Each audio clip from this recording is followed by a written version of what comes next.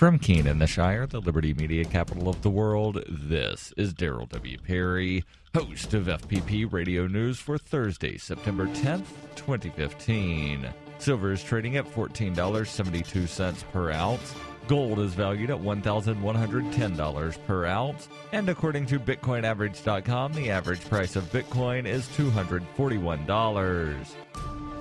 And HowWar.com reports with the Senate now having enough votes to block a resolution against the P5+1 nuclear deal with Iran, the Republican leadership was seeking a consolation prize with a vote in the House, even though without the Senate version, it is meaningless. The House vote was announced for September 11th, but now appears to be indefinitely postponed in the face of right-wing opposition. The issue seems to stem from an uprising in the so-called Freedom Caucus, which is demanding a whole set of bills against the deal, including one from Representative Peter Roscombe, complaining that the White House did not submit the terms of any side deals between Iran and the IAEA, meaning that the review process wasn't legally met. The effort by Roscombe seems to be an attempt to extend the fight over the Iran deal beyond the 60-day review limit, which expires September 17th.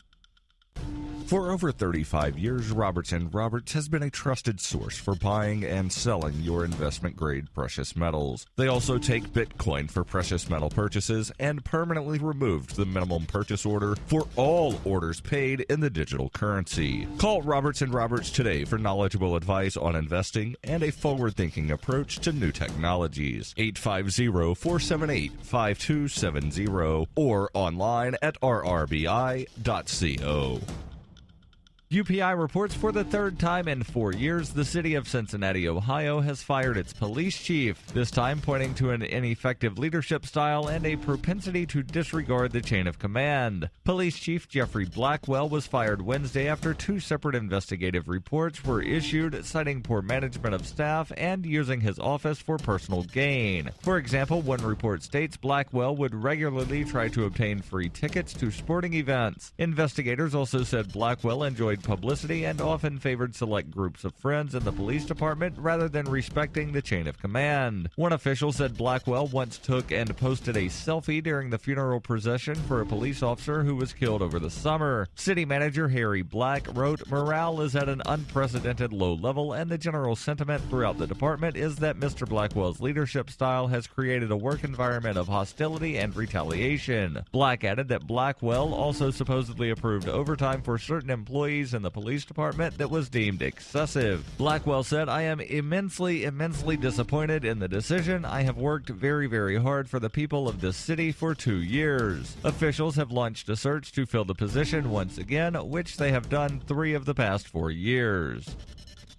When her plush and comfy life suddenly and unexpectedly fell apart, Brooke and her dog Cloud set out to defy the odds. If this is a man's world, as they say, living on the streets is no place for a young woman. One day she awoke in the redwood forest and realized she had become a hobo, and would ultimately come to know exactly what it means to survive. How to Be a Hobo by Brooke Willett is available from Amazon.com and all major bookstores. Reuters reports Arkansas on Wednesday set execution dates for 8 convicted murderers starting in October and running through January as the state moved to carry out its first death sentences in over a decade under orders by Republican Governor Asa Hutchinson. Hutchinson's plan calls for 2 executions by lethal injection on a single day in each of the next 4 months. The governor scheduled the order of executions of the 8 condemned men based on the time passed since the crimes, with the men convicted in the oldest case being executed first and the rest in chronological order of the murders. A statement from Hutchinson's office said all of the criminal judgments and sentences of death which have undergone review in state and federal courts are final. Under the governor's plan, executions are to be carried out on October 21st, November 3rd, December 14th, and January 14th. Jeff Rosenweig, a Little Rock attorney who represents some of the condemned men, said he would ask a state judge to void Hutchinson's order because of pending litigation involving the source of the drugs to be used in the executions. Rosenweig said, "We'd need to know if the drugs come from a reputable vendor, and the state cannot abrogate a contract." 19 states have thus far abolished the death penalty, and Arkansas is the only state in the South to not have carried out an execution in recent years. This has been FPP Radio News, online at fppradio.com.